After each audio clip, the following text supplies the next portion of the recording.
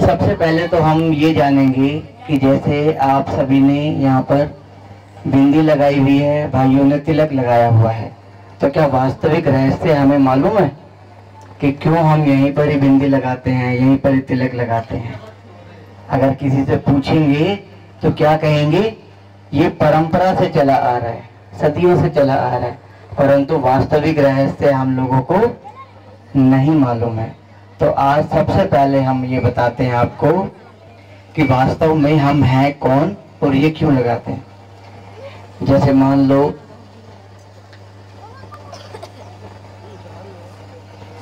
मैं अपने बारे में अगर परिचय दूं तो मैं क्या बोलूंगा कि मेरा नाम अनिल है, मैं दिल्ली से आया हूँ, मेरे माता पिता का नाम ये है, मेरे घर यहाँ है कि नहीं? पर लेकिन क्या ये मेरी वास्तविक पहचान है? आज जो भी आप सब सुनेंगे उसको ध्यान से सोचेंगे।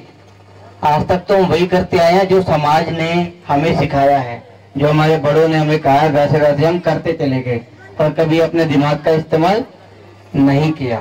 तो आज हम दिमाग का इस्तेमाल करेंगे कि हाँ, क्या ये जो भाई आया है बताने के लिए ये सही कह रहा है कि नहीं कह रहा है। ठीक है, तो आज तक जैसे मैं ये कहता हूँ कि ये मेरा हाथ है, मेरा शरीर है, मेरे कान है, मेरी आंखें हैं, तो ये मेरा मेरा कहने वाली शक्ति कौन? क्या अनिल कह रहा है, मतलब ये शरीर कह रहा है कि मैं हूं, मेरा ये शरीर है, या शरीर के अंदर कोई चीज है जो कह रही है कि मेरा ये शरीर है? समझे ना? तो शरीर के अंदर कौन है? एक चैतन्य शक्ति जिसे दिव्य ज्योति कहते हैं, आत्मा कहते हैं। सुना है आत्मा के बारे में? सभी ने सुना है आत्मा होती है। सब लोग कहते हैं कि आत्मा हमारे अंदर है, पर लेकिन वास्तव में क्या है? आत्मा हमारे अंदर नहीं है, हम खुद एक आत्मा है जो इस शरीर का चोला धारण किए हुए हैं। कुछ भी होता है तो हम क्या कहते हैं? हाथ हमारा कहाँ जाता है? सर पे। हे भगवान! कुछ भी ज्यादा सोचते हैं तो दर्द कहाँ होता है? दिल में दर्द नहीं होता, सिर में दर्द होता है। तो वास्तव में जहाँ पर तिलक लगाते हैं ये आत्मस्मृति का तिलक होता है कि हम वास्तव में एक चैतन्य शक्ति आत्मा है। जो आत्मा क्या है? अजर अमर अविनाशी है। इसको कोई नहीं मार सकता, कोई जला नहीं सकता, कोई काट नहीं सकता, है कि नहीं? बचपन से लेके आज तक हम इस शरीर को खाना खिलाते आए हैं, दूध पिलाते आए हैं, पानी पिलाते आए हैं, है कि नहीं? सारा ध्यान हमने किस तरफ रखा? इस शरीर के ऊपर। और हमने ध्यान कहाँ दिया? अपने इस चेहरे के ऊपर, इस भारी सुंदरता के ऊपर। परंतु वास्तव में सुख, शांति, प्रेम, आनंद किसको चाहिए? शरीर को चाहिए या हम आत्मा को चाहिए? हम आत्मा को। एक अगर यहाँ पर जिंदा लाश हो और मैं, एक लाश में और मेरे में क्या फर्क है? अगर उसको आप थप्पड़ मारोगे उसको दर्द होगा? उसको सुई लगाओगे दर्द होगा? नहीं। तो ये सुख, दुख, दर्द, प्रेम कौन अनुभव करता है? आत्मा। यही एक जीवन की सबसे बड़ी भूल है। इस वजह से आज हम दुखी रहते हैं, अशांत होते हैं। अब दूसरी चीज कि हम लोग बहुत खूब दिल से भगवान को याद करते हैं, ईश्वर को याद करते हैं, और हम एक तरफ ये भी कह देते हैं कि ईश्वर जो है वो सर्वव्यापी है, भगवान कण कण में है। कितनों लोगों को यहाँ पर लगता है कि भगवान कण कण में है? एक बार हाथ खड़ा करके बताएंगे? भगवान सर्वव्यापी है, कण कण में है। किसी को भी नहीं लगता। वास्तव में यही सच्चाई है, क्योंकि अगर भगवान को हमने कण कण में कह दिया तो मतलब एक चोर के अंदर भी भगवान ईश्वर है, एक खूनी के अंदर भी है, कुत्ते, बिल्ली, सांप सब में है। अगर सब में ईश्वर हो तो हम गधे की क्यों नहीं पूजा करते हैं? बिल्ली को क्यों नहीं सिंहासन पे बिठाते हैं? है कि नहीं? सोचने वाली बात है। और जब भी ईश्वर की तरफ कहते हैं तो क्या कहते हैं? ऊपर वाला देख रहा है, ऊपर की तरफ इशारा करते हैं ना सभी। तो परमात्मा जो है वो ऊपर की ओर, परम धाम का, ब्रह्मलोक का रहने वाला है। अब दूसरी बात, हम सभी खूब दिल से भक्ति करते हैं, खूब दिल से पूजा करते हैं। हमारी भावनाओं में तो कोई कमी नहीं होती, या कमी होती है किसी की? नहीं। जब भी हम भगवान को याद करते हैं हमारी भावनाओं में कोई कमी नहीं, हमारी श्रद्धा में कोई कमी नहीं, हमारी विधि में कोई कमी नहीं, तो फिर भी क्यों हमें ऐसा लगता है कि हमारी फरियाद उस तक नहीं पहुंच पा रही है जो हम चाहते हैं? क्या ऊपर वाला बैठ के या देवी मैया बस सुन रही है, कुछ कर नहीं रही है हमारे लिए? अगर जैसे एक छोटा बच्चा अपनी मम्मी को बोले माँ मुझे ये चाहिए, मुझे वो चाहिए, तो क्या माँ उसको नहीं देगी? जरूर देगी।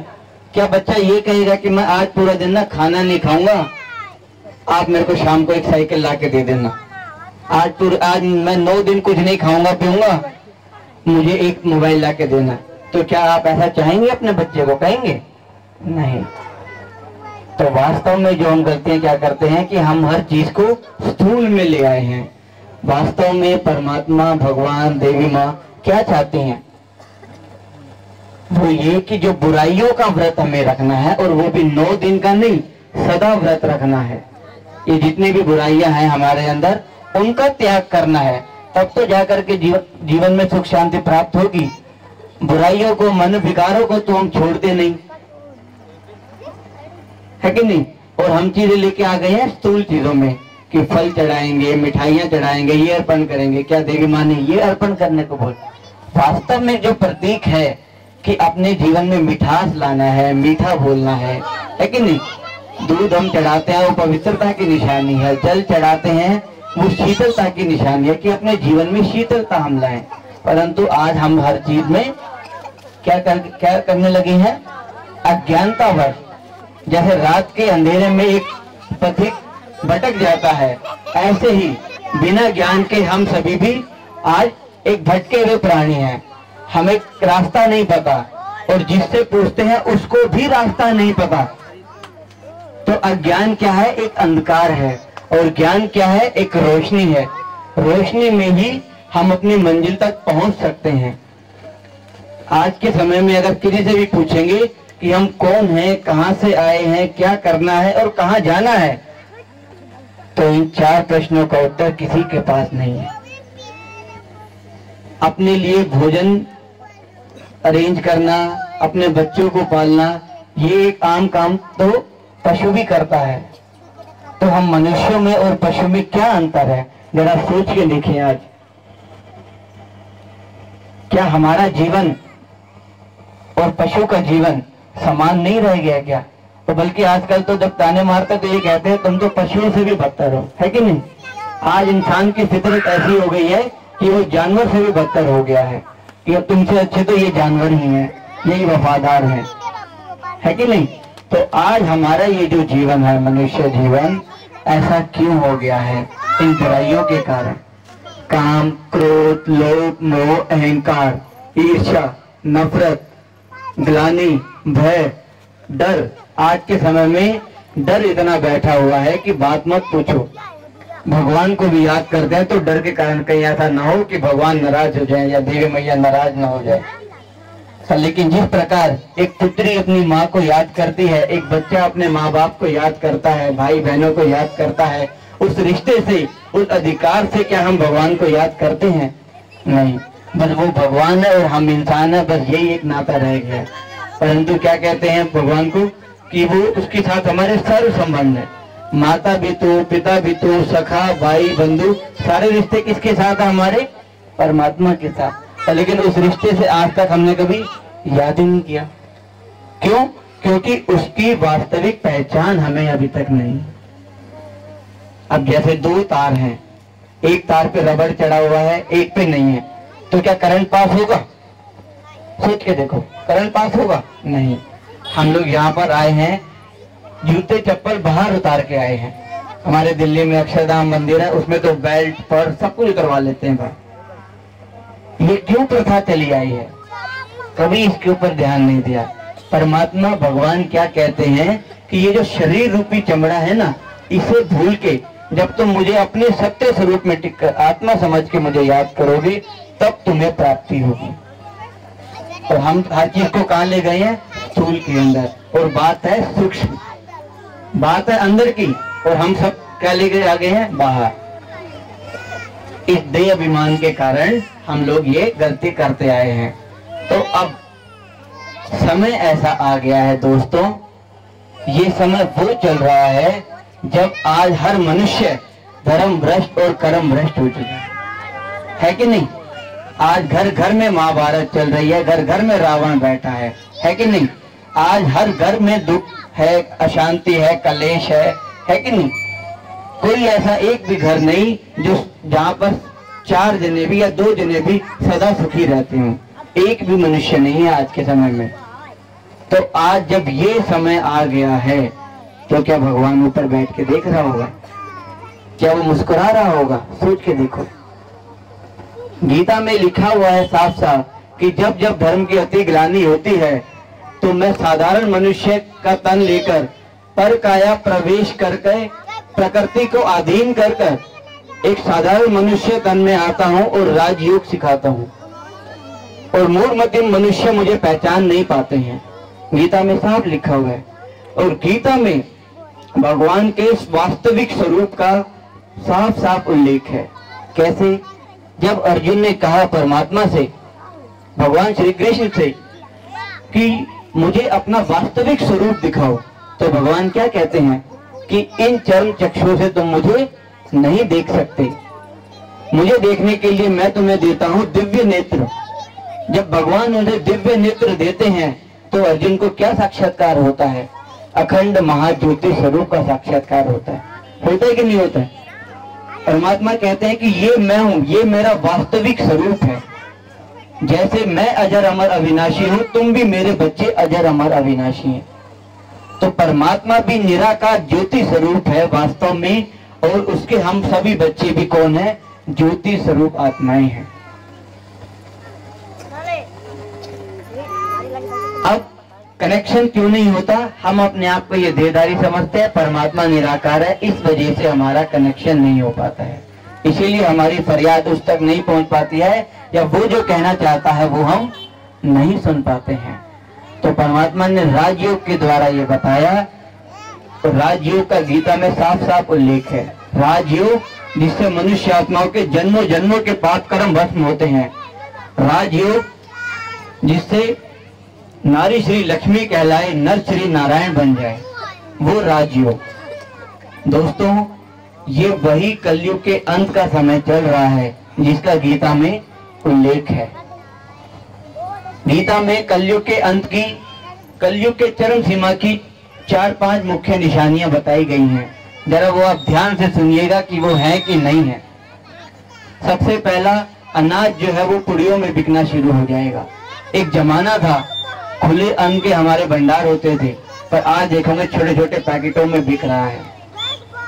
बालों का श्रृंगार होना शुरू हो जाएगा, दूसरी निशानी। तीसरा, कन्या अपने मुख से वर मांगना शुरू कर देगी। चौथा, गाय जो है काग विष्ठा खाएगी, आज आप देख रहे हैं यहाँ पर।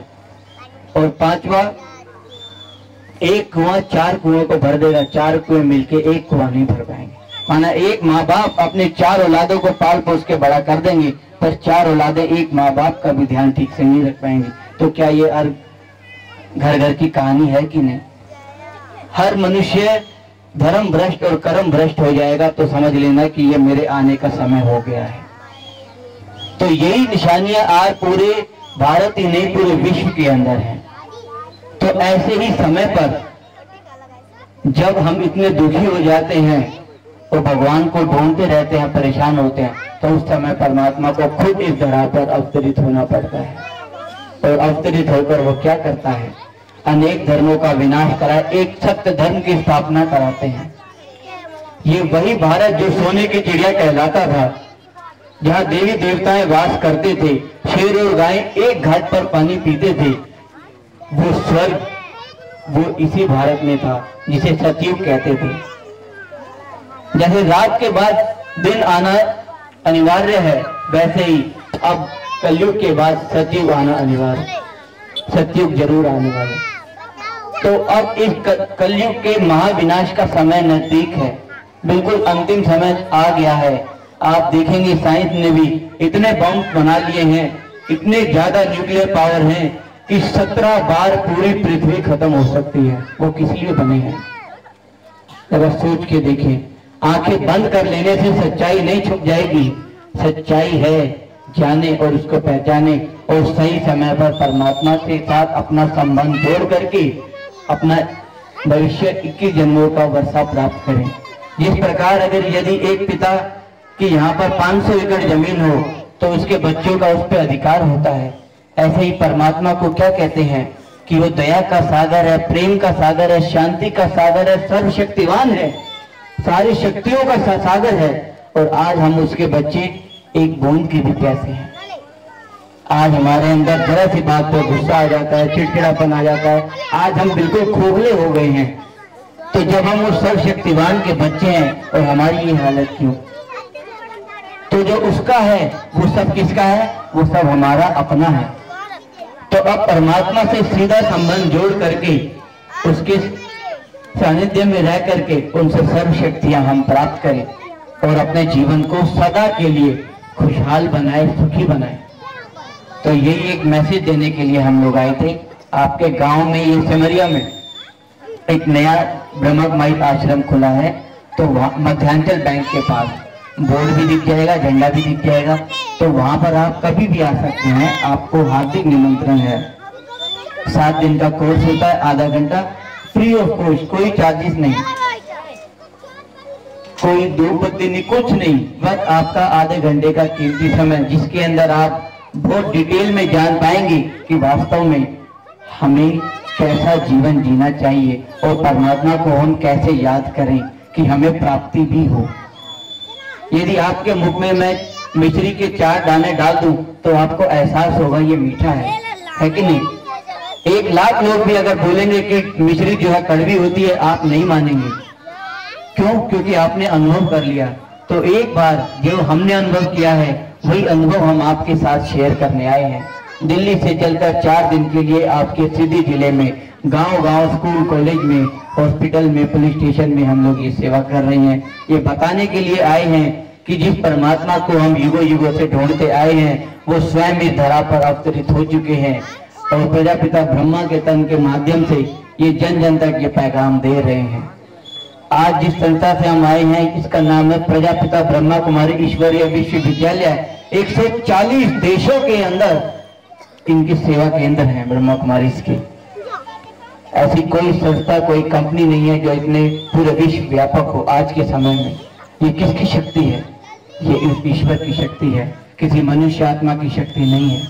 ये इतना विस्तार जो है ताकि अंत समय में कोई उलाहना ना दे दे कि हे प्रभु आप आए और हमें किसी ने संदेश नहीं दिया। तो अब ये वक्त है हमें उसको पहचानने का। एक तो पहले हम अपने आप को पहचाने कि हम वास्तव में आत्मा है, दूसरा परमात्मा को पहचाने। जिस प्रकार एक खरगोश का पिता कैसा होता है, खरगोश जैसा, हाथी का पिता हाथी जैसा और मनुष्य का पिता मनुष्य जैसा, तो हम वास्तव में जो आत्मा है, आत्मा का पिता भी निराकार ज्योति स्वरूप परमात्मा है। हम आत्माओं का पिता कोई देहधारी शरीरधारी नहीं हो सकता, ये वास्तविक सच्चाई है मेरे दोस्तों। तो आज हम आप सबको यही मैसेज देने आए थे कि आप सभी पास में कभी भी आप आ सकते हैं। और ये जो पर्चे आपको दिए गए हैं इन पे टीवी का चैनल का भी नाम है peace of mind awakening channel. आप घर बैठे भी मोबाइल में, यूट्यूब पे या घर में आप ये पीस ऑफ माइंड चैनल देख करके राजयोग और सीख सकते हैं, अच्छी बातें सीख सकते हैं और ध्यान लगाना सीख सकते हैं और अपने जीवन को सदा खुशहाल बना सकते हैं। और एक बार पुनः मैं आपको निमंत्रण देता हूं कि आप हमारे सेवा केंद्र में आए। सिटी में भी स्टेडियम के उत्तर दिशा में मानव भवन के पीछे वहां पर भी हमारा बड़ा सेवा केंद्र है, आपके बिल्कुल पास है।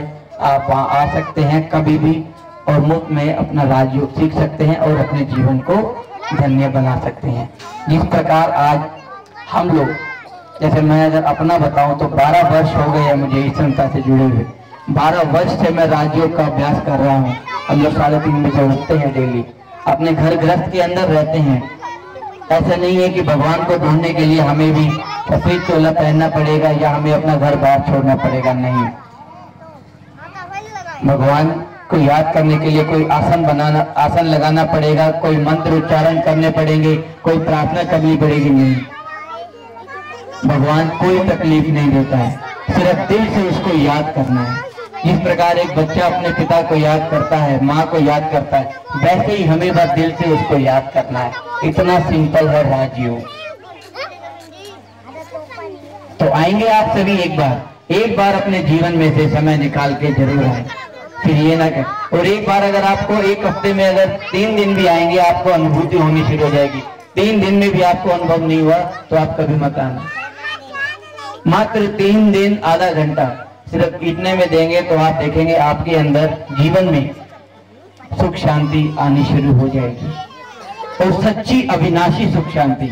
एक होती है कि हमने गाड़ी खरीद ली, बाइक खरीद लिया, मोबाइल खरीद लिया, थोड़े पल की खुशी होती है, लेकिन अगर पे जरा सी खरोच आ जाए, गिर जाए तो खुशी गायब हो जाती है। परंतु ये जो अविनाशी सुख शांति है, प्रेम आनंद है, ये आपका अविनाशी है, जो कि सिर्फ एक परंतु परमात्मा से ही मिल सकता है। तो वो अब भाग्य बनाने आए हैं, वरदान लुटाने आए हैं। तो हम सभी अब गफलत ना करें। अब भी अगर देर कर दी तो गुनहगार कौन? हम होंगे, कोई और नहीं।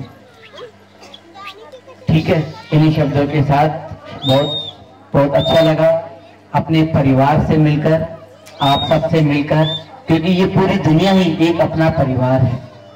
हम सब एक पिता के बच्चे, आपस में सब भाई बहन एक पिता के बच्चे हैं। हमारे माता भी हैं, पिता भी हैं, बुजुर्ग भी हैं और छोटे बच्चे भी हैं। तो ये सारा जो विश्व है अपना एक परिवार है। इस एकता को मन में लिए, भावना को मन में लिए अगर हम जीवन जिए तो हम काफी सारी परेशानियों से दूर हो सकते हैं। तो ये सुंदर सुंदर बातें अगर हम डेली आधा घंटा सुनेंगे तो निश्चित ही हमारा जीवन सुधर जाएगा। सुबह से लेकर शाम तक हम अपने मन में क्या डालते हैं? इधर उधर की बातें, इधर उधर का कूड़ा कचरा। तो सरदर्द किसका होगा? हमारा। दुखी कौन होगा? हम। तो वास्तव में अगर हम कुछ थोड़ा ज्ञान, अगर अच्छी बातें सुने, तभी जाके हमारा जीवन सुधरेगा। पाप कर्म जो हमारे जाने अनजाने में पिछले जन्मों में हमने किए, वो कैसे भस्म होंगे? क्या आदरणीय गंगा मैया में स्नान करने से हमारे पाप कर्म भस्म हो जाएंगे? मनुष्य पाप कर्म करता रहे और गंगा में डुबकी लगाता रहे, क्या यही जीवन? नहीं। दिल पे हाथ रख के पूछेंगे तो हाँ, पानी में स्नान करने से पाप कर्म भस्म नहीं होंगे। पाप कर्म भस्म करने की ताकत सिर्फ एक परमात्मा की याद में है। उसको जब हम याद करते हैं सच्चे दिल से, तो हमारे पाप कर्म उस याद की अग्नि में, योग की अग्नि में भस्म होते हैं। तो ये जो छोटी छोटी अंधश्रद्धाओं में हम जी रहे हैं, इनसे हम बाहर निकलें, एक कदम आगे बढ़ाएं और प्रकाश की ओर जाएं। तभी हमारा भी कल्याण होगा, हमारे बच्चों का कल्याण होगा, हमारे जो परिवार में है उन सबका, धीरे धीरे हमारे समाज का, गांव का और देश का कल्याण होगा। ओके, ओम शांति।